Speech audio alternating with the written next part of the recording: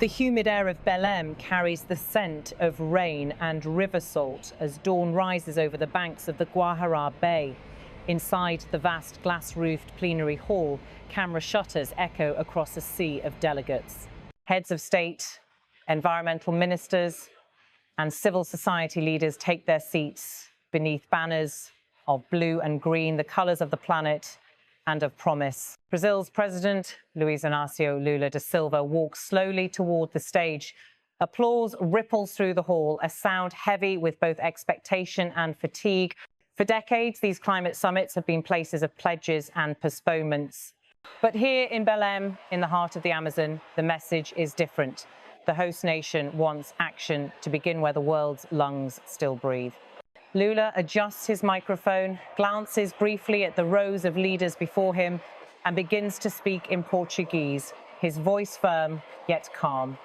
Climate justice is an ally in the fight against hunger and poverty, in the struggle against racism and gender inequality, and in the promotion of more representative and inclusive global governance, says Luiz Inácio Lula da Silva, president of Brazil. The audience leans in, not just diplomats, but scientists, activists, and indigenous representatives dressed in traditional headdresses. Many have waited years for a leader of the global south to say those words on the world stage. Lula's tone carries the conviction of a man whose nation holds both immense natural wealth and immense responsibility. Brazil is the world's largest tropical forest guardian and one of its largest agricultural producers. Balancing those realities has become central to Lula's leadership and to this COP's political soul. He continues emphasizing that the path forward must be inclusive and rooted in lived experience. The participation of civil society and the engagement of national and subnational governments will be crucial. We will be inspired by indigenous peoples and traditional communities for whom sustainability has always been synonymous with life. Applause fills the hall, again, not thunderous, but sustained. It is the kind that signals agreement mixed with relief. Around Lula sit global figures who embody the world's competing visions of climate leadership. European Commission President Ursula von der Leyen exchanges words with other EU representatives. Nearby, the president of the New Development Bank, Dilma Rousseff, once Brazil's own head of state, greets regional ministers.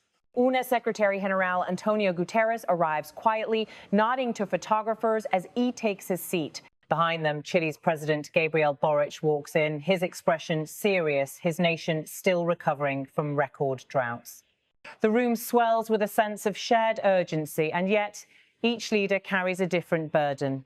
For Europe, the transition means redefining industry and energy. For Africa, it is about finance and fairness. For Latin America, it is about justice, sovereignty, and survival. Then the lights dim slightly as the plenary pauses for a brief cultural performance. From the center of the hall, a group of local artists begins a slow, rhythmic dance inspired by the waters of the Amazon. Their movements blend traditional ritual with modern choreography, a symbolic reminder that the rainforest is not just an ecosystem, but a living civilization. Drums echo through the air like thunder rolling across the river basin. The delegates watch some recording on phones, others simply staring as a single dancer raises her hands, painted green, to symbolize renewal. The performance ends to applause, the hall momentarily united in quiet reverence. As the plenary resumes, the discussions that follow Lula's speech focus on how to convert rhetoric into measurable commitments. The Amazon, long romanticized, is now seen as both a carbon sink and a political fault line. Brazil has pledged to end illegal deforestation by 2030, yet challenges remain immense: illegal mining, land grabbing, and the economic pressures of global demand for beef and soy. In this context, Lula's call for climate justice is not abstract. It is strategic, linking the environment to poverty, race, and representation. His message reframes climate policy as a social contract, not a diplomatic exercise. Reporters line the edges of the plenary, typing furiously. Outside, indigenous leaders chant beneath banners that read, "Amazonia é vida, the Amazon is life." They know that the decisions made here will determine the future of their land and their people. Throughout the session, Lula sits surrounded by the weight of history. The last time Brazil hosted a climate conference of this scale was in Rio de Janeiro over 30 years ago. That summit gave the world its first major climate framework. This one, he hopes, will deliver justice, not just pledges. The president of the European Commission listens intently, aware that Europe's green policies have drawn criticism for pushing unequal trade terms. The African bloc, led by representatives from Congo and Kenya, presses for climate finance that actually arrives, not just promised numbers. From the Pacific, island nations plead for survival. As speeches continue, Guterres takes the microphone. His voice carries the gravity of years spent warning about planetary tipping points. He praises Lula's leadership and the symbolism of hosting COP30 in the Amazon, but warns that symbolism must become structure. The UN chief reminds delegates that the world remains on track for a devastating 2.7 degrees of warming, far above the Paris target. He calls the gap between promises and performance a betrayal of trust. The words linger in the air. As the plenary progresses, camera crews capture faces, contemplative, anxious, determined. Some leaders whisper with aides, scribbling notes that may shape future agreements. Others scroll through speeches, waiting for their turn at the podium. Outside the venue, Belem's streets are alive with protests and parades. Youth activists hold banners demanding end fossil fuels now. Fishermen from the Para coast chant about ocean pollution.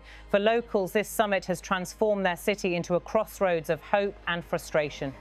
Back inside, Lula meets briefly with Rousseff, the new development bank president. Their conversation focuses on funding models that can support developing nations' transitions without repeating the debt traps of the past. Rousseff, once Lula's protege and now a global finance leader, underscores the need for South-South cooperation, an alternative to Western-dominated lending systems. Later, Ursula von der Leyen outlines Europe's plan to double climate finance contributions, though many developing nations question whether those funds will reach grassroots communities. Tanja Fajon, Slovenia's foreign minister, emphasizes the role of women in climate diplomacy. Chile's Gabriel Boric calls for transparency in carbon markets. Each speech builds upon the idea Lula set forth that climate policy must serve humanity, not just numbers. In a quiet corner, a group of indigenous elders discuss how to ensure their ancestral territories are included in the global carbon accounting system.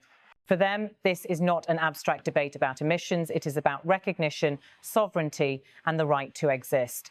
The day's plenary concludes with a standing ovation. Delegates rise not only for the speeches, but for the symbolism of the moment. The Amazon, long exploited, now hosting the world's most urgent conversation about survival. As Lula steps down from the podium, the applause swells once more.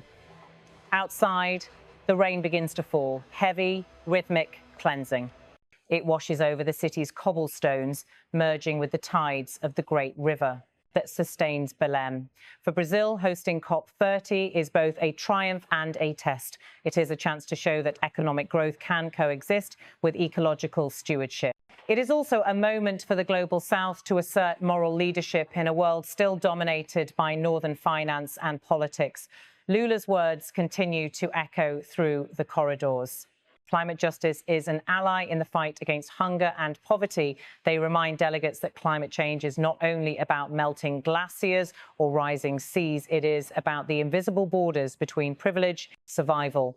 The camera pans out as the plenary hall empties.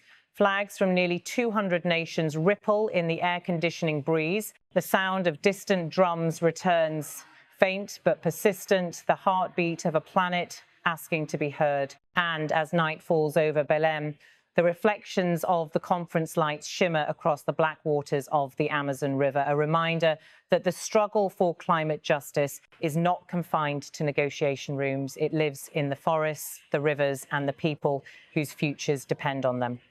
In this place, where nature and humanity are one, the world may yet rediscover what sustainability truly means, not as a slogan, but as life itself.